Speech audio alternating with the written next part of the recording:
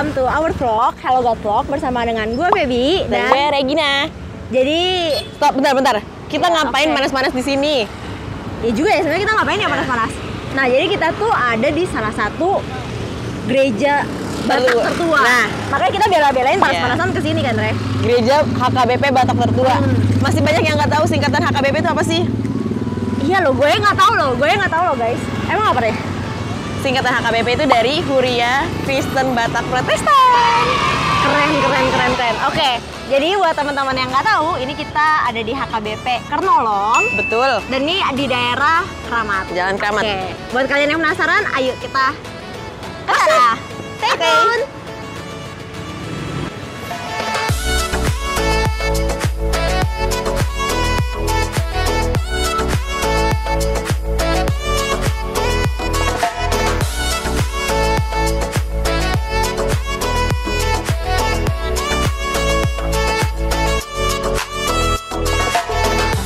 Bentar. Mau foto dulu. Kita foto dulu buat upload di apps Hello God. Foto dulu.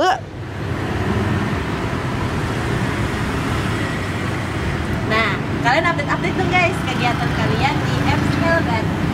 Kita tungguin ya. Yuk. Halo. Halo, selamat datang di HKBP Kernolong. Regina, Pak. Ya. Dari Hello God. Dari Hello God, Pak. Terima kasih buat waktu dan kesempatan buat kita datang ke sini. Pak, emang bener ini tuh gereja HKBP tertua di Jakarta? Oh, bukan hanya di Jakarta. Terus? Gereja tertua di luar Pulau Sumatera. Gitu. Pulau Sumatera, Pak. Sumatera Utara terutama. Ya. Boleh dong, Bapak ajak kita jalan-jalan. Ayo. Oke, kalian nikmati ya. Oke. Ya, yuk.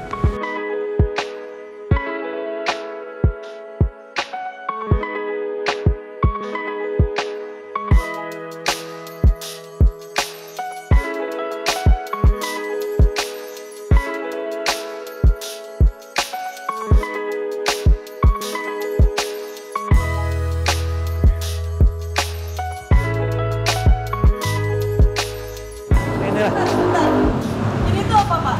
Oh, gitu ya. Nah, dulu ya, ini zamannya udah hampir 10 tahun lah ini ya. 10 tahun? Ya, jadi gereja kita ini kan banyak jemaatnya yang lansia dan ada juga yang bawa kursi roda gitu ya. Jadi untuk sementara waktu itu kita bikin ini untuk kursi roda mereka-mereka yang susah naik. Termasuk kan gereja kita ini kan agak tinggi ya gerejanya. Tetapi setelah itu sekitar 5 tahun yang lalu akhirnya kita membangun yang namanya lift. Nanti bisa kita lihat ya. Jadi sekarang sudah difasilitasi dengan lift. Jadi mungkin ini udah jarang dipakai, tapi kita belum selesaikan, biarin aja lah sebagai kenangan. Jadi gitu. ini fungsinya buat kursi roda ya guys? Nah, dulunya. Dan nggak usah bingung kalau misalnya cut-cut gini. Ya. Oke. Nah, sebentar. Ya. Ini ada apa lagi nih, Re? Jadi ini apa nih, Pak? Oke, jadi ini kan pesta perayaan jubileum 100 tahun. Jadi gereja HKBP Kernolong itu lahirnya itu ditetapkanlah sebagai gereja pertama tahun 1919. Jadi pada tanggal 2019 genap dia 100 tahun. Bener ya guys, 100 tahun ya guys? 100 tahun. Berarti ini kan udah 2023, udah lebih dari 100 tahun. 104 hampir. 104 tahun. Baru kemarin pesta. Jadi, nah ini perangkat dari waktu itu masih pimpinan Eporus kita, pimpinan HKBP tertinggi itu namanya Pendeta Dr. Darwin Lubatobing. Dialah yang menandatangani. Sementara yang di bawah ini adalah dokumen yang kami temukan di bawah gereja lama waktu itu. Di bawah gereja. Nah, ini yang tadi saya mau sampaikan bahwa ada kata-kata yang diambil dari ayat Alkitab dari Joshua 1 ayat 8. Ini kata-katanya Joshua itu ya. Tulisan lalu itu. Jadi aspirasi yang dituliskan dalam gurita yang ditaruh pada fondasi gedung. Jadi pertama sekali fondasi gedung kita menemukan gurita ini. Nah, kata-katanya seperti ini. Diarop rohanami, kata bahasa Indonesia, kami mengharapkan ya asohamu pinoparnami, seluruh kalian penerus kami nian paulihona umbalga, supaya mendirikan yang lebih besar Asasna dok dengan sian kami padubla, supaya kalian para penerus kami mendirikan yang lebih besar lagi dari gereja yang kami dirikan pertama. Ini yang di Gud itu ya. Saya ingat kamu muse natar surat di Joshua. Ingatlah apa yang ditulis dalam Joshua 1 ayat 8. Inilah makanya kita tempel di sini, dan kita sudah sedikit tahap pertama kita sudah memenuhi keinginan mereka untuk membangun yang lebih besar dari yang mereka harapkan. Itu kira-kira. Oke. Maaf, aku mau nanya, ini berapa kali dibangun ya, Pak? Oh, kita yang sudah yang ketiga ini. Yang ketiga ya, sejak dari tahun 1930, terus renovasi ke ada sekitar 20-30 tahun berikutnya. Ini yang terakhir nih. Dulunya pintu pertamanya kepalanya ke sana. Ke arah hadap ke sana. Ya, baru sekarang 1-2 menghadap ke sana. Baru ini yang terakhir ditingkatkan lah. Dulu gedungnya tidak sebesar ini karena masih gereja pertama tuh baru balkon biasa. Sekarang kita bangun dengan lebih besar, dengan ruang serbaguna di bawah untuk sekolah minggu. Terus lantai 2 ini ada juga balkonnya, jadi cenderung dari tiga lantai lah gitu ya, lebih besar. Sini terlihat dari pintunya. Iya. Lihat dari bahannya. Iya. Ini masih lihat deh, ini masih ada Masih ya. Iya. Pak, boleh tahu nggak ini umur pintunya tuh berapa sih? 86 ya, 86 ke 23. Ya, itulah. 37 tahun. 30 kayu jati nggak, Mas? Kayaknya jati ini. tulisan HKBP. Iya, HKBP ini. HKBP ini. Boleh masuk ya, Pak? Silakan.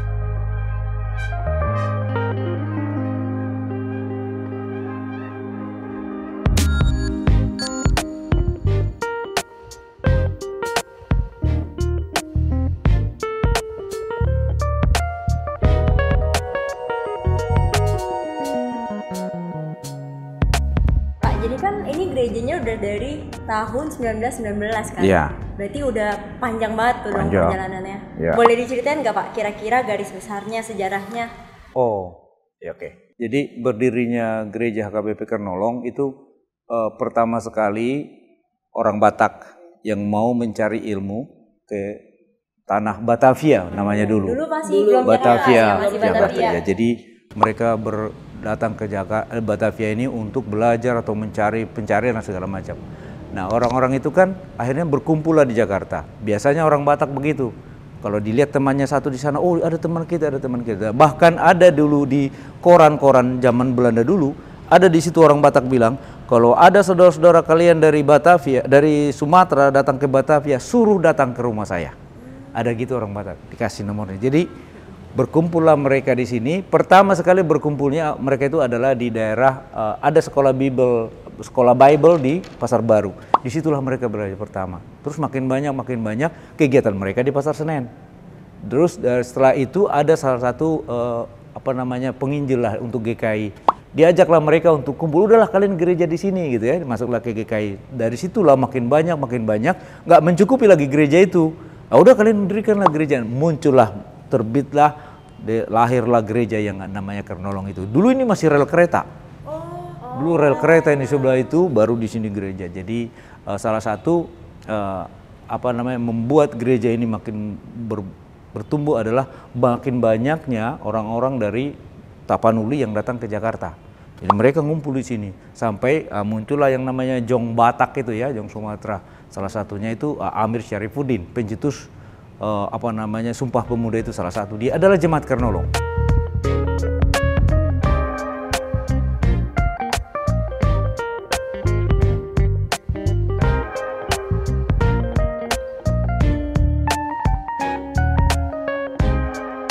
Ya, jadi kalau yang namanya HKBP termasuk dalam Lutheran Church, jadi itu ada standarnya. Ibadah khotbah, pengkhotbah itu sebelah kanan.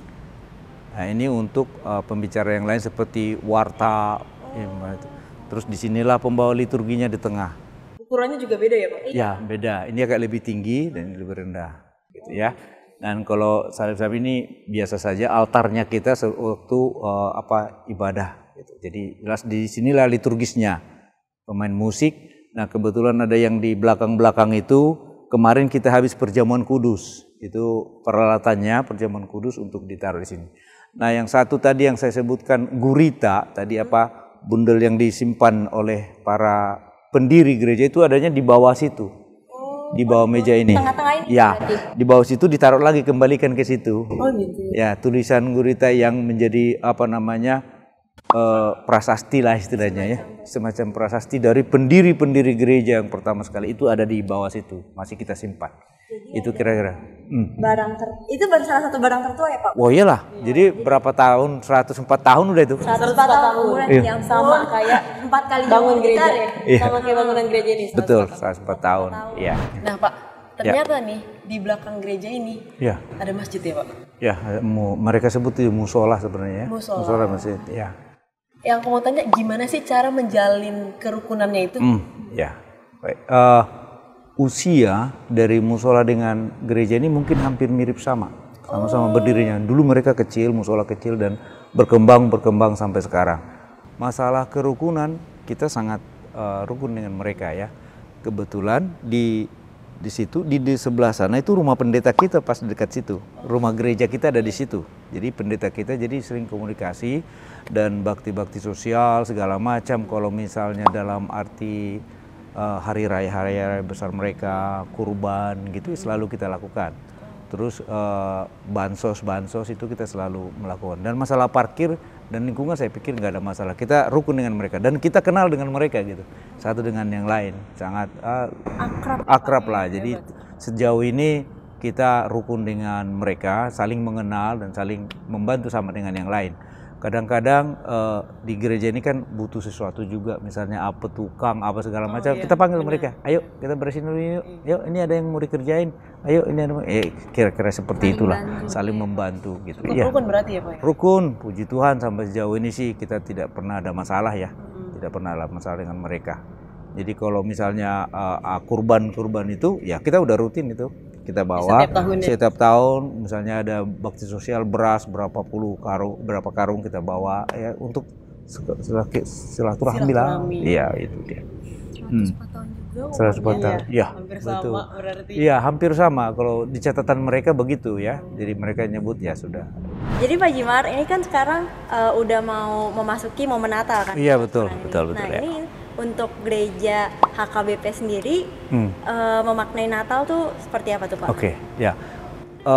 Mungkin jangan HKBP dulu ya. Kita sebagai orang Kristen memaknai Natal adalah lahirnya Tuhan Yesus, penyelamat, menghapus dosa manusia. Jadi kita mensyukuri itu, kita selalu merayakan. Tapi momennya mungkin yang kami sedang rancangkan adalah tahun ini adalah tahun politik. Ya kan? Kita harapkan di tahun ini kita selalu berdoa untuk damai sejahtera.